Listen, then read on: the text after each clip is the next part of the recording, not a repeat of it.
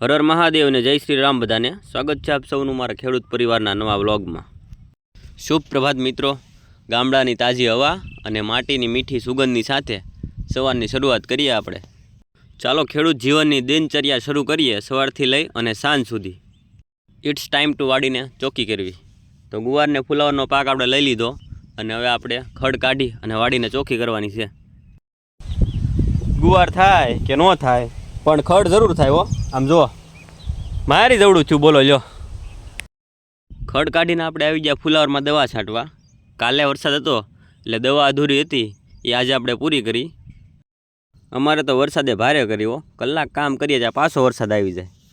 કલાકે વરસાદ આવે છે અને સરખું કામ પણ નથી કરવા દેતો। તમારે એ બાજુ કેવો વરસાદ છે કોમેન્ટ કરજો। સાંજ પડી ગઈ છે અને રાતરાણીના ફૂલ ખીલી ઉઠ્યા છે। આ ફૂલ માત્ર રાત્રે સાંજ ઢળે ને દી આથમે ને ત્યારે ખીલે છે।